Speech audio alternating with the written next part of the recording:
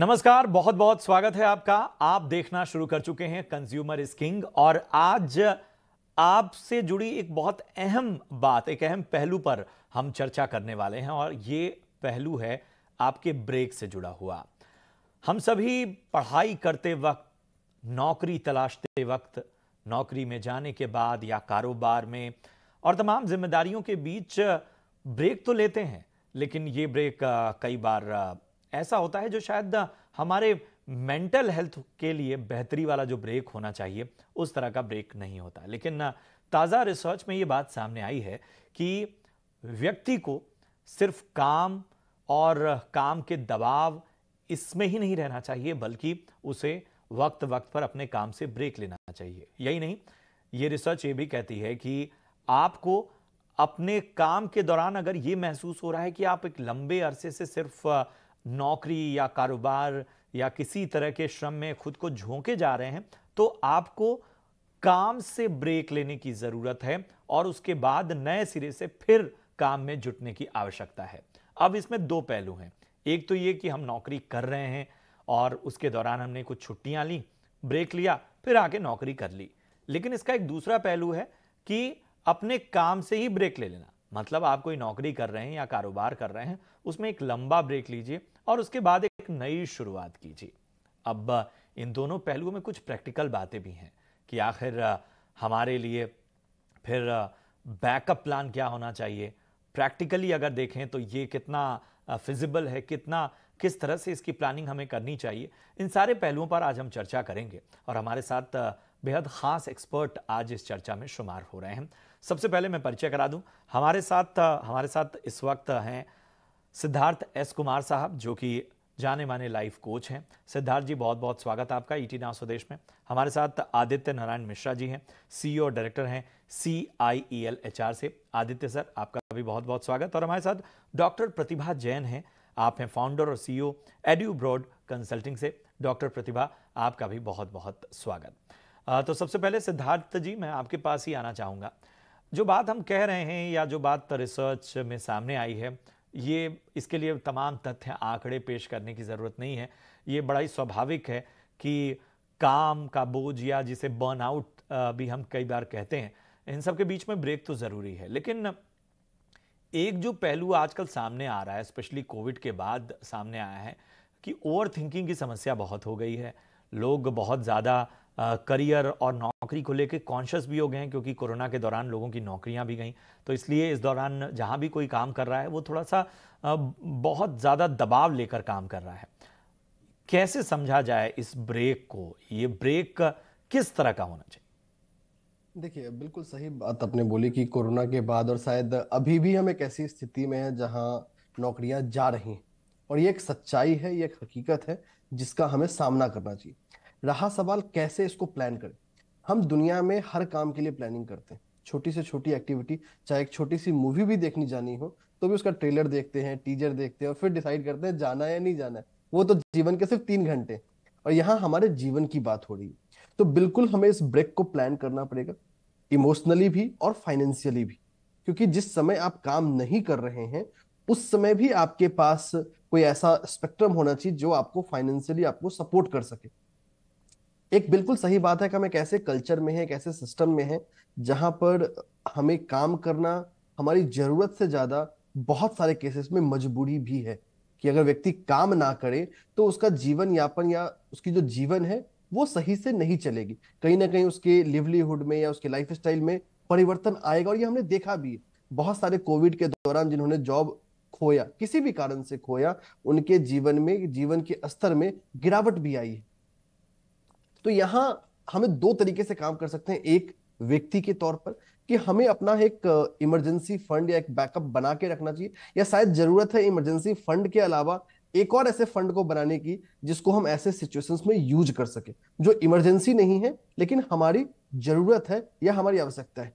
दूसरी एक और जरूरत है यहाँ पर गवर्नमेंट की तरफ से भी, सरकार की तरफ से भी, कि हमें इन ब्रेक्स को नॉर्मलाइज करना पड़ेगा।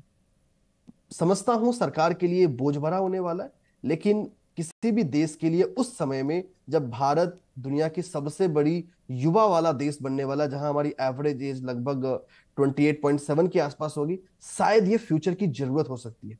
जहां पे क्योंकि सरकार ऑलरेडी हमसे टैक्स ले रही है, कंपनियां भी ले रही हैं, तो कुछ ना कुछ ऐसा मैकेनिज्म डेवलप करना पड़ेगा एक इकोसिस्टम के रूप में, सरकार को भी और खासकर बड़ी कंपनियों को, क्योंकि बड़ी कंपनियों के पास वो लग्जरी ऑफ कैश फ्लो है जिसके बेस पर वो कर सकते हैं, जो ऐसी स्थिति में लोगों को नॉर्मलाइज कर सके और एक सपोर्ट दे सके। हाँ, जब छोटी कंपनियों की बात आती है, स्टार्टअप्स की बात आती है, उनके केस में थोड़ा सा गंभीर है, क्योंकि वो एजाइल मोड में काम करते हैं, तो वहां कैश एक प्रेशर हो सकता है। बट इस पे दोनों को काम करने की जरूरत है, ताकि इंसान बिना डरे, बिना झिझके ब्रेक ले सके। एक और चीज है जो इस ओवर थिंकिंग को लाता है, वो है ब्रेक हमारे जैसे देश में एक टैबू है। आप अगर आपने गलती से एक बड़ा ब्रेक ले लिया, खासकर महिलाएं अपने प्रेगनेंसी के दौरान या उस पेरेंटिंग के जर्नी में ब्रेक लेती हैं, उनका जो रिटर्न होता है वो बहुत मुश्किल हो जाता है, टफ होता है। हाँ, पिछले कुछ सालों में हमने जरूर देखा है कि ये थोड़ा नॉर्मलाइज हो रहा है, बट अभी भी यहाँ बहुत काम करने की जरूरत है इकोसिस्टम के रूप में, कि हम उसको किसी कमजोरी के रूप में या किसी वीकनेस के रूप में ना देखें, एक मजबूती के रूप में देखें, और इसको नॉर्मलाइज करने की जरूरत है। जब ये चीजें नॉर्मलाइज हो जाएगी, ब्रेक लेना, तो ब्रेक से जुड़ी हुई जो ओवर थिंकिंग है, से जुड़ी हुई जो दूसरी समस्याएं हैं, वो अपने आप कम जाएगा या काफी हद तक रिड्यूस हो जाएगा।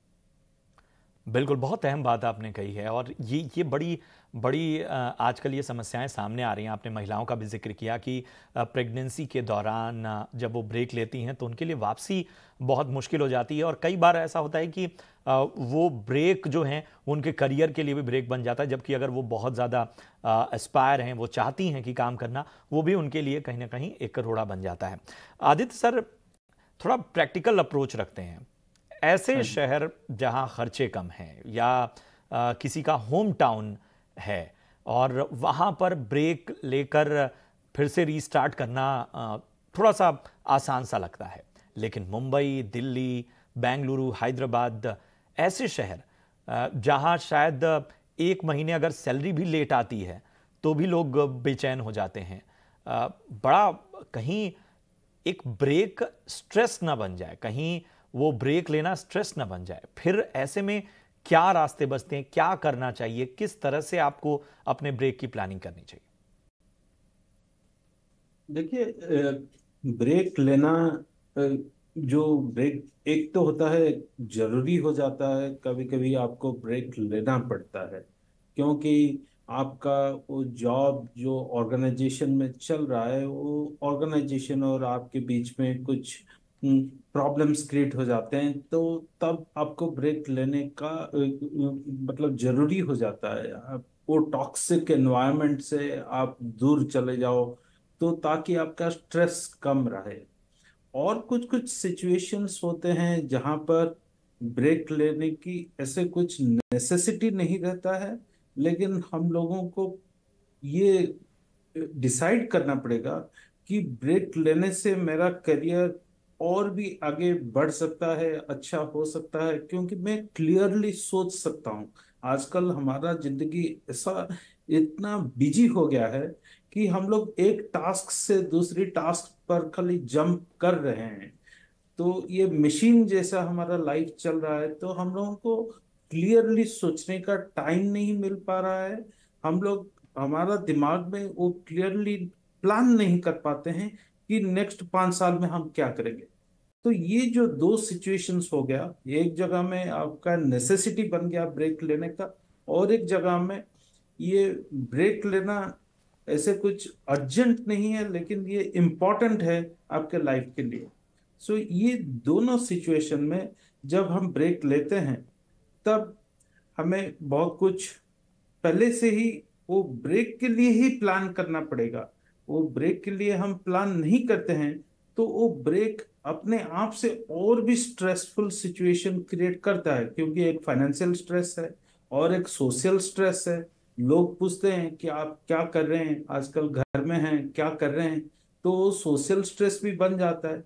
और थर्ड, मेंटली हम लोगों का वो क्लैरिटी, कौन सा पाथ हमारे सामने है, रास्ता क्या है, वो क्लैरिटी नहीं रहता है, तो हम लोग वो कंफ्यूजन में घूमते रहते हैं, तो वो स्ट्रेसफुल हो जाता है।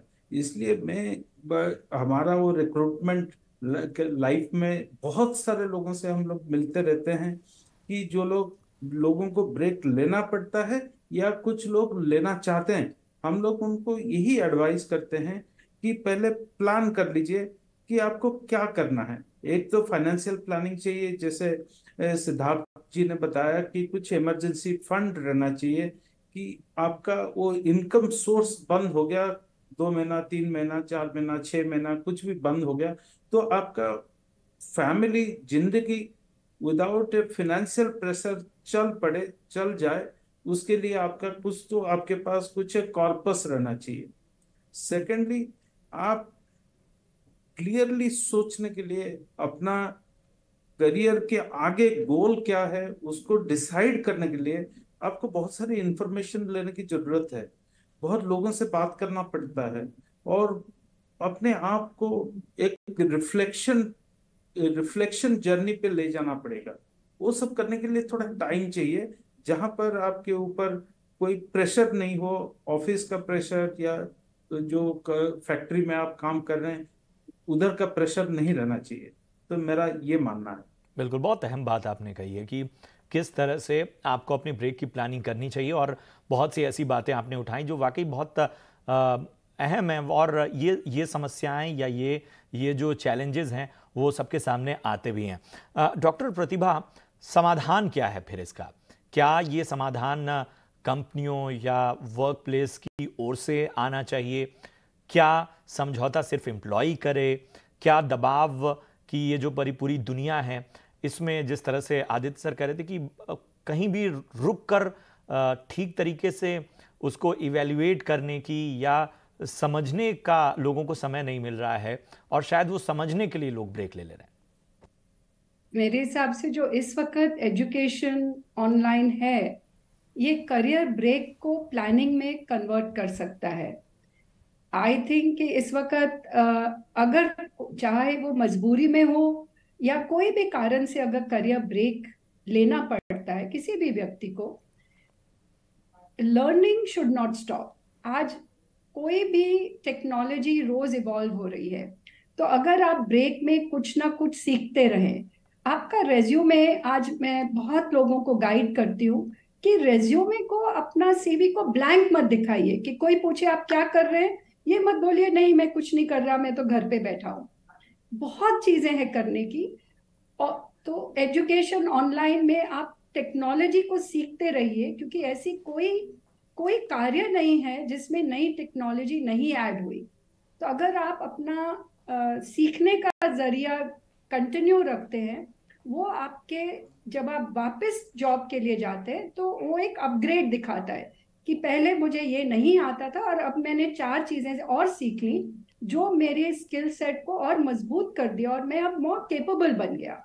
एक तो वो, एंड दूसरी जो मुझे लगता है कि अगर आप प्रॉब्लम सॉल्विंग कंटिन्यू करते हैं, जैसे समाधान, आज हमारे यहाँ इतने कम्युनिटी सर्विस के ऑर्गेनाइजेशंस हैं जिनको आपकी जरूरत है। जरूरी नहीं कि हर कार्य कॉरपोरेट में ही हो।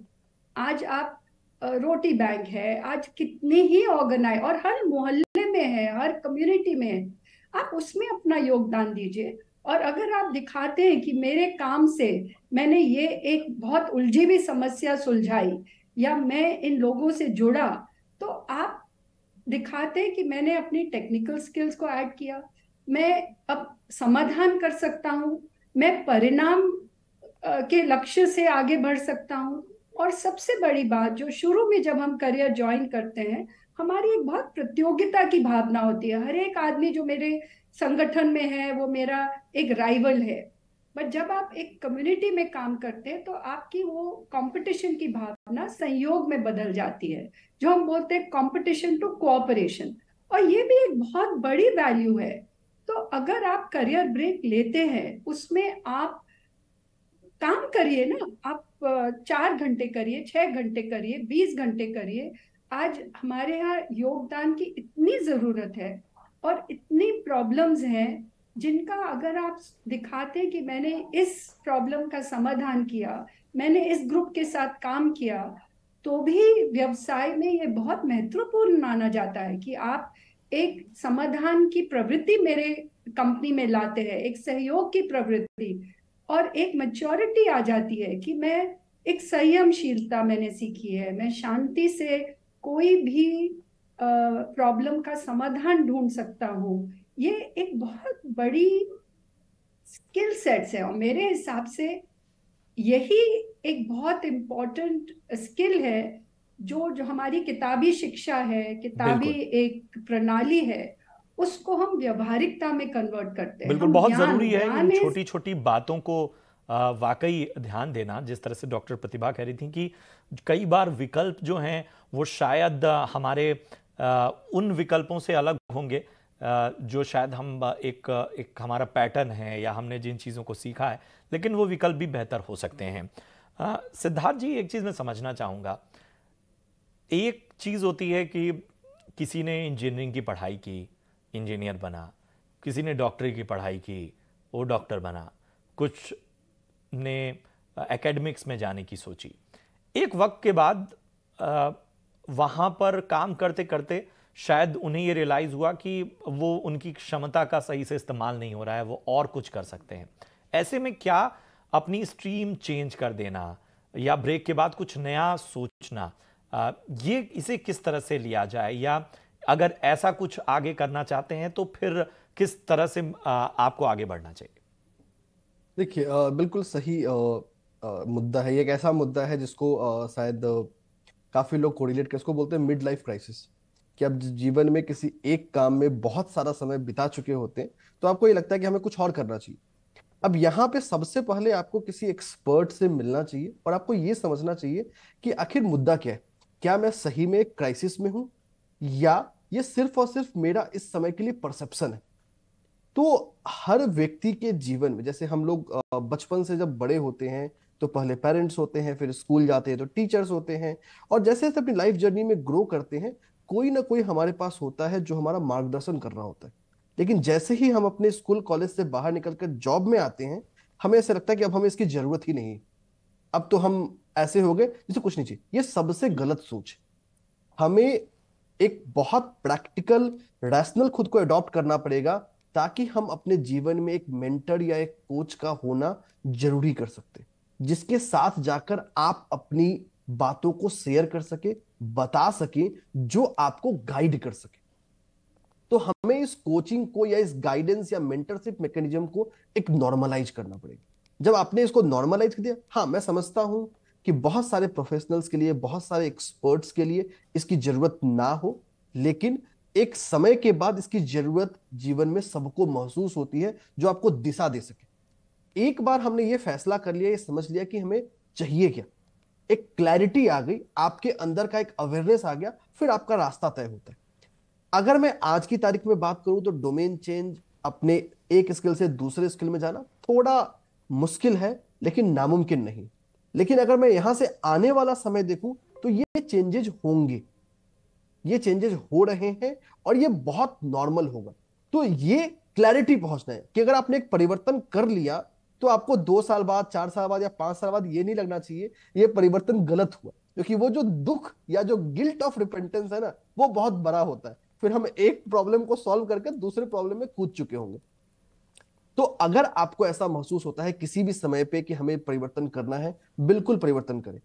और बहुत सारे आज की तारीख में ऐसे प्रोफेशनल्स हैं जिन्होंने अपने जीवन में परिवर्तन किया है, और उस दूसरे परिवर्तन में भी वो सही थे। जीवन का हर एक्सपीरियंस आपको कुछ ना कुछ सिखाता है।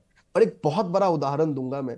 हमारे बहुत सारे ऐसे पॉलिटिशियंस हैं जो पहले ब्यूरोक्रेट्स, ब्यूरोक्रेसी से उन्होंने कैरियर, अब पॉलिटिक्स को पता नहीं कितने लोग कैरियर मानते हैं, बट मेरे हिसाब से वो भी एक कैरियर स्ट्रीम जरूर है, और आने वाले समय में और डेवलप होगा। तो ब्यूरोक्रेसी से वो पॉलिटिक्स में आते हैं। या बहुत सारे हम ब्यूरोक्रेट्स को देखते हैं जो एकेडमिक में या रिसर्च की तरफ माइग्रेट करते हैं, एंड वाइसा वर्सा। तो वहां पे हमारे पास ऑलरेडी बहुत सक्सेसफुल एग्जांपल्स है।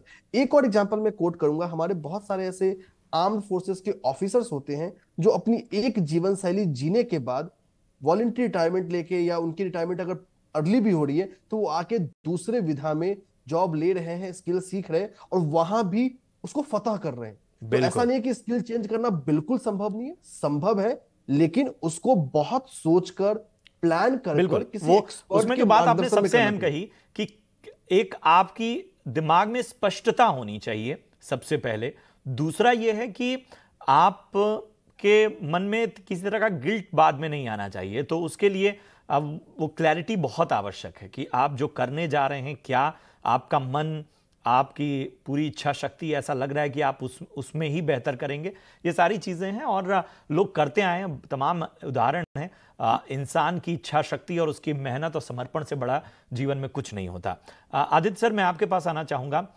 किसी ने नौकरी में जो भी मजबूरियां, दबाव, जो भी कह लीजिए, उन सब के बीच में ब्रेक ले लिया और उसे पता है कि मेरे पास स्किल है और मैं बहुत कुछ कर सकता हूं, लेकिन वो नौकरी में नहीं फंसना चाहता। फिर उसके लिए क्या विकल्प बचते हैं? क्या क्या आजकल लोगों के पास रास्ते हैं? कौन कौन सी संभावनाएं हैं फ्रीलांसिंग और बाकी चीज़ों में?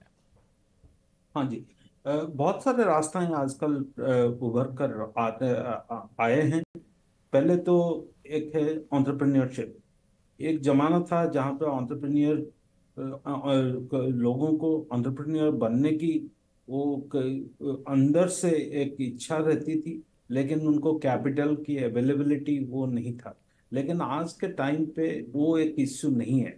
तो इसलिए आपके पास वो कॉन्फिडेंस है और वो एम्बिशन है एंड स्किल्स हैं, तो कैपिटल एंड इकोसिस्टम वो मिल जाता है और अब एंटरप्रेन्योरशिप के दिशा में आप आगे बढ़ सकते हैं। ये एक हो गया, एक वेरी स्ट्रॉन्ग अल्टरनेटिव। और एक है, अभी गिग इकोनॉमी जो है वो अभी इंडिया में काफी तेजी से बढ़ रही है। ऑर्गेनाइजेशंस और सोसाइटी दोनों में ये गिग वर्कफोर्स का एक्सेप्टेंस बहुत बढ़ चुकी है। इसलिए हमारे पास स्किल है, हम वो कोई दबाव में नहीं रहना चाहते हैं। हमारी एक्सपर्टीज और स्किल के बेसिस पे बहुत सारे ऐसे अपॉर्चुनिटीज हैं मार्केट में जो वो स्किल और एक्सपर्टीज को रिकॉग्नाइज करते हैं और हमें स्पेसिफिक टाइम के लिए एक प्रोजेक्ट मिल जाता है या कुछ हर दिन कुछ आवर्स के लिए हमें काम मिल जाता है।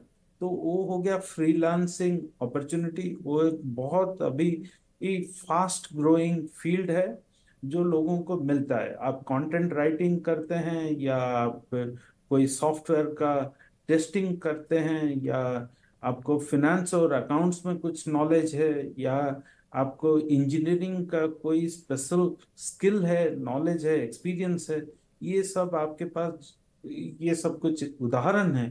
बिल्कुल, लेकिन बहुत सारे ऐसे अपॉर्चुनिटीज हैं वाकई, लोगों को मिलता ही है। बिल्कुल, एंटरप्रेन्योरशिप और फ्रीलांसिंग, ये बिल्कुल, दो बिल्कुल। टॉप टू मैं बोलना चाहूँ। ठीक है, ठीक है।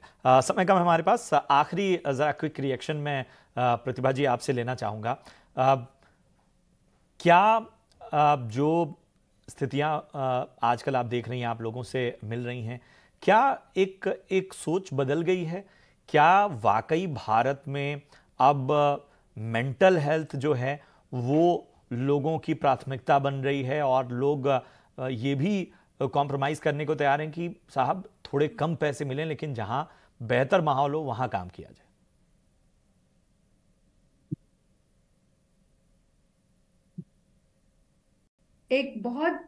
एक सोशल चेंज आया है, हमारे समाज में चेंज आया है, जहाँ जो व्यक्ति है वो सोचता है कि मेरे काम में मैं खुश होना चाहिए आज। और अब इंटरडिसिप्लिनरी भी बहुत मतलब अप्रिशिएटेड है संगठनों में भी।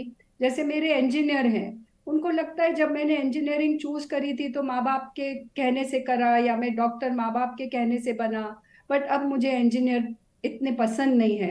तो वो आज फाइनेंस कर रहा है, मार्केटिंग कर रहा है, मैनेजमेंट कर रहा है। तो आज ये जरूरी नहीं है कि इंजीनियर इंजीनियरिंग ही करे या मेडिकल मेडिकल ही करे। आज हम बोलते हैं आपके पास ट्रांसफरेबल स्किल है, मतलब आपने एक चीज की पढ़ाई करी, अभी उसी पढ़ाई की जो शिक्षा से जो आपने जो गेन किया वो एक्चुअली बहुत जगह यूजफुल है। तो एक वो जो दायरा हमारा समाज बनाता था कि एक दफा आप सीए बन गए या आप एक इन्वेस्टमेंट बैंकर बन गए तो आपको 20-30 साल उसी करियर में निकालना है, ये कंप्लीटली चेंज हो गया। आज आपको खुशी होना, आप रोज काम पे जाते हैं, अगर आप खुश हैं तो वो जरूरी है, क्योंकि जब आप खुश हैं तो आप प्रोडक्टिव ज्यादा है, आप नई चीज सीखते रहते हैं, और जब आप नई चीज सीखते रहते हैं तो आपके संगठन को भी फायदा है और आपको आपको भी फायदा है, व्यक्ति विशेष का भी उद्धार होता है। तो ये जो समाज में पूरा एक नया दौर आया है कि मुझे अपने काम में खुशी मिलनी चाहिए, उसमें मैं कितने लगन से काम करता हूँ बिल्कुल वो डिपेंड करता है कि मैं बिल्कुल। कितना खुश हूँ। अपने तमाम एक्सपर्ट का इस खास चर्चा में शामिल होने के लिए और विश्लेषण के लिए बहुत बहुत मैं शुक्रिया अदा करूंगा। और इस चर्चा में हमने कोशिश की कि हर पहलू को छुएं। इसका निचोड़ यही है कि बिना प्लानिंग के ब्रेक कहीं से भी ठीक नहीं है। आप अपनी प्लानिंग कीजिए, अपने इमरजेंसी फंड, बैकअप प्लान, इन सब के बाद ही ब्रेक लेने की कोशिश कीजिए। कोई जगह अगर आपको पसंद नहीं आ रही है तो वहां से निकलने और नई राहों के बारे में सोचिए, और वहां जाने के बाद भी एक क्लैरिटी रखिए माइंड में कि अगर आप कुछ नया ट्राई कर रहे हैं तो क्या आप वाकई ये करना चाहते हैं। और आखिर में यही कहूंगा, मन के हारे हार है, मन के जीते जीत। इंसान की इच्छा शक्ति, उससे मन से बड़ा कुछ नहीं होता। तो कुछ भी करिए, इच्छा शक्ति मजबूत रखिए और प्रॉपर प्लानिंग कीजिए। और आजकल तो जैसा हमारे एक्सपर्ट ने सुझाया, बहुत सारे रास्ते हैं, बहुत सारे विकल्प आपके सामने हैं। तो अगर आप में बेहतर स्किल है, आप मेहनती हैं, समर्पित हैं, तो आपके लिए बहुत सारे अवसर इंतजार कर रहे हैं। फिलहाल इस चर्चा में इतना ही। उम्मीद है आपको ये खास विश्लेषण पसंद आया हो। फिलहाल मुझे और मेरी पूरी टीम को दीजिए इजाजत। आप देखते रहिए ET Now स्वदेश। नमस्कार।